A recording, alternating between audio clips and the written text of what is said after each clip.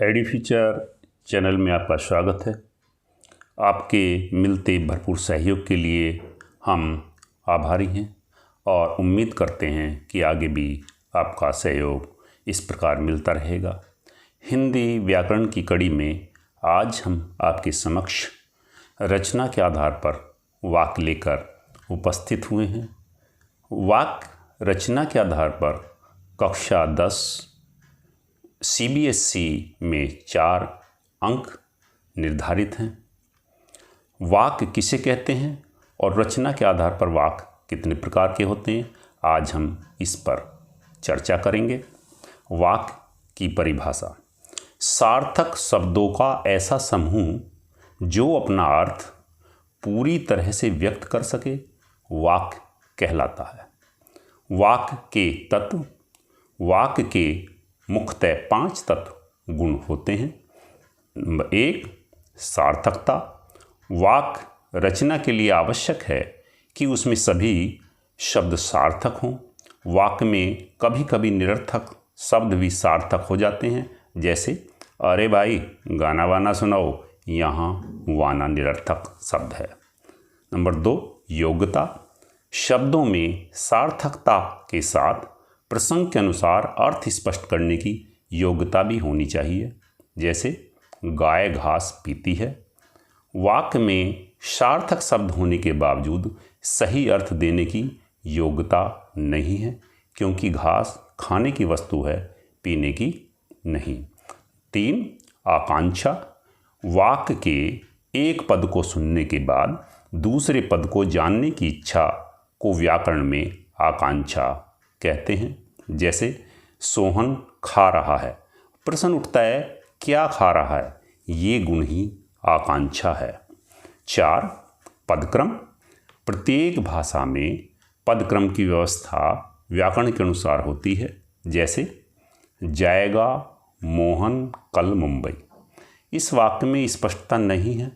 इस वाक्य का सही पदक्रम होगा मोहन कल मुंबई जाएगा। 5, अण्वति या अन्वय।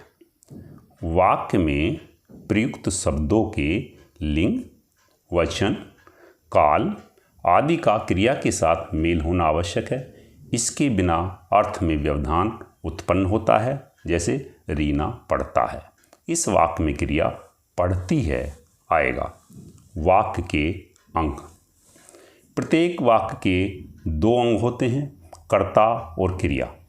कर्ता और क्रिया के विस्तार को उद्देश्य और विधेय कहते हैं।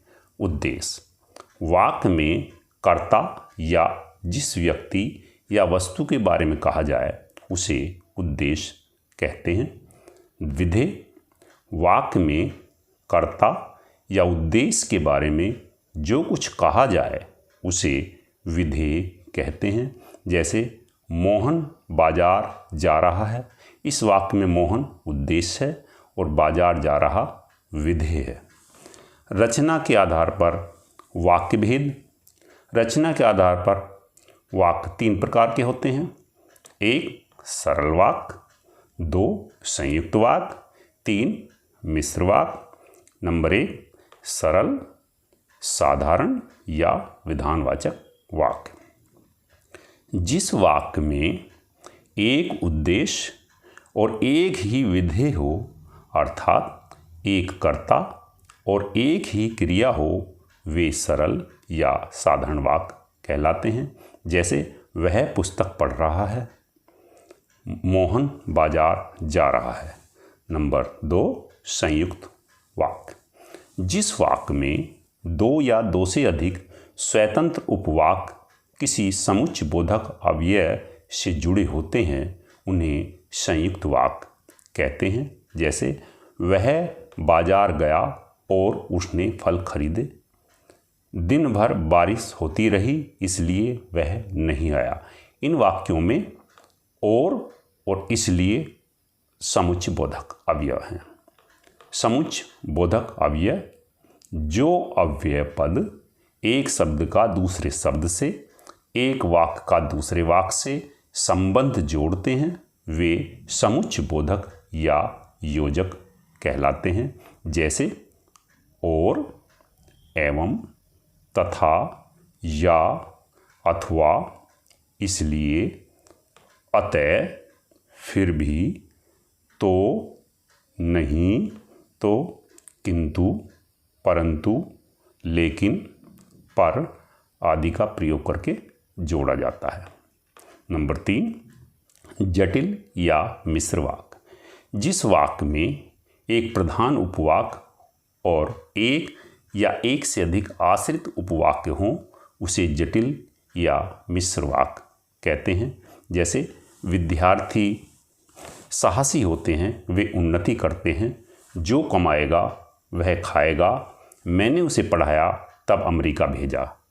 उपरोक्त वाक्यों में साहसी और उन्नति, कमाएगा और खाएगा, पढ़ाया और अमेरिका भेजा, ये आश्रित हैं। सरल वाक्य से संयुक्त वाक्य में रूपांतरण। सरल वाक्य, सुरेश के आने से सब प्रसन्न हो गए। संयुक्त वाक्य, सुरेश आ गया अतः सब प्रसन्न हो गए। बाकी उदाहरण देख सकते हैं। संयुक्त वाक्य से सरल वाक्य। संयुक्त वाक्य, सुषमा आई और चली गई। सरल वाक्य, सुषमा आकर चली गई। बाकी उदाहरण आप देख सकते हैं। सरल वाक्य से मिश्र वाक्य। सरल वाक्य, उसका सब कुछ खो गया। मिश्र वाक्य, उसके पास जो कुछ था वह खो गया। बाकी उदाहरण आप देख सकते हैं। मिश्र वाक्य से सरल वाक्य।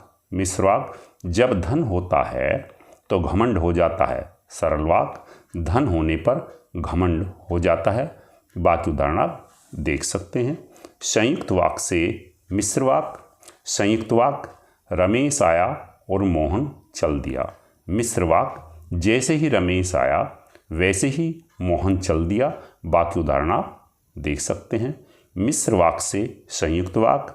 मिश्र वाक्य, जब उसने मुझे देखा तो खिसक गया। संयुक्त वाक्य, उसने मुझे देखा और खिसक गया।